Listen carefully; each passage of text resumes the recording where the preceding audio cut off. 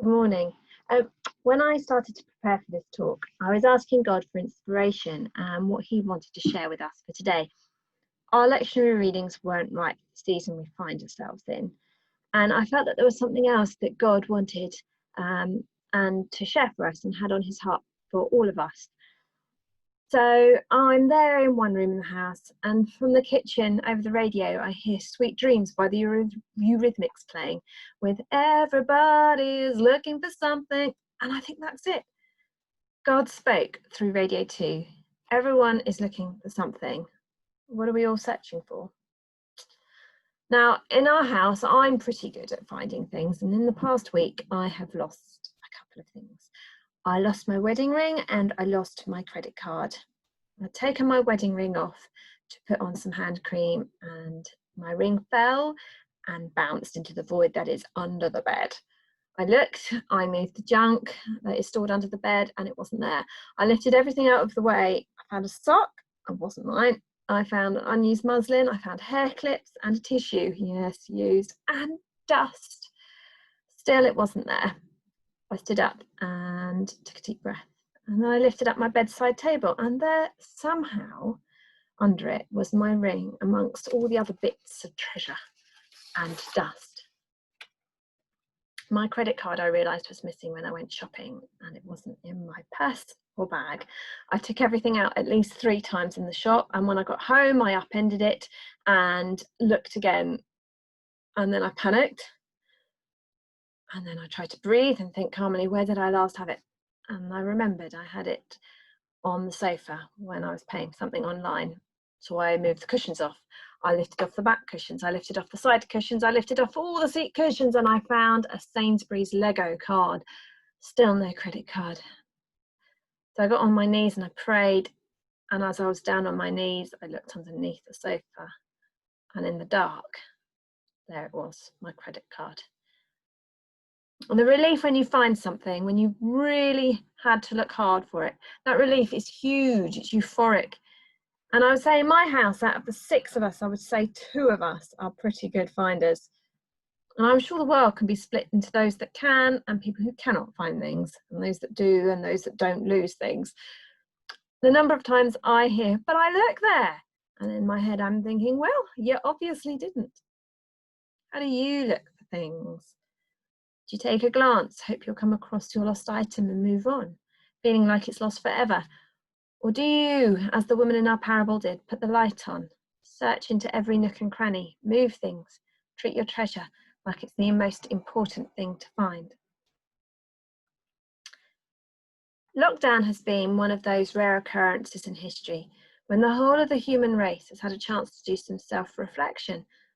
What is important to me? Who is important to me? What makes me feel happy, safe, secure, loved? What do I do when I am afraid? What makes me feel that I have value, that I have worth? It's been like an inescapable opportunity or an inescapable task. Some have taken this time of reflection deeply, searching for answers inside themselves, meditation and yoga, self-improvement. But there is not enough within me to save myself from the darkness and fears of the world. If I'm honest with myself and you, I fall short of being enough. I am far from perfect. I am weak and a sinner. I want more. I'm greedy for more. And if I start to look outwards at other people, that is when I'm certain there needs to be something or someone who is greater than me. In the search for truth, the news has become like a super drug that we need to keep checking on, keep filling ourselves up on. It makes us feel as if we know what's going on, that we have an element of control. We can be up to date, ahead of the game, prepared for anything. Yet this truth is tainted and seems to change. There is false news that spreads around faster than bad news used to. News also feeds the fear that grows inside us. Sometimes we're given too much, and there is nothing that we can do. So like an addict, we mainline this news drug, wanting for a morsel of truth which might give us hope, an answer. Yet the fire of fear is fueled. Many of us have had to learn to limit our intake of news for the sake of sanity. In the search for life, some turn to science and some become pseudo-scientist experts. Yet science, whilst beginning to understand and explain the world around us, science does not give us worth or value or meaning. It cannot compensate for the emptiness that some have been consumed and overwhelmed by. Science cannot give us all the answers. I was reading a lovely piece by our Archbishop on Facebook, and amongst the supportive comments and words of agreement, there was one lady who captured my interest. Her words were quite inflammatory, so I decided to be nosy and look at who she was. Now, this is a comment on all who use Facebook. Check your privacy settings. This lady was sharing a lot. I learnt quite a bit about her. And she had taken her anger, her disillusionment with the world, her disbelief that the pandemic was real, and had committed to a vast amount of conspiracy theories, and was proclaiming them a way, a truth, and a life. She was calling conspiracy theories Christianity. She was searching, and she had indeed looked into many deep nooks and many unexplored crannies. But what she had not done was to light the lamp. She had not taken her findings and held them up to the light of truth.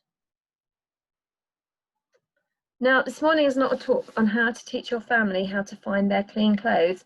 They are hanging up where I told you they were. This is about taking the time to search for what really matters. What is the truth that you long to find? Where is peace to bring calm in fear and anxiety? What and in whom do I put my trust? Jesus says that he is the way, the truth, and the life. He is our firm foundation, our steady rock on which we can build our lives. There are other things in life, other people, science, routine, meditation, self-reflection, but this is like building your life upon shifting sand. We are desperate for a way out of the pandemic. And science looks like it might have provided a vaccine, please God. But if we put all our hope into this and it fails, where are we? Everybody's looking for something. What are you looking for?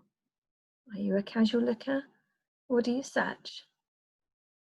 Look like your life depends upon it, like this knowledge is the most important, most valuable quest. Test and hold up to the light your findings. Do not be content until you have found what you are looking for. Love, peace, trust, value, hope, life. I can tell you that the answer is found in a relationship with Jesus, but you need to search for yourself. And when you find what you are looking for, can you imagine what the sound of angels partying sounds like? You will be home. You will be safe. You will find peace. You will be rejoiced over. Everybody is looking for something.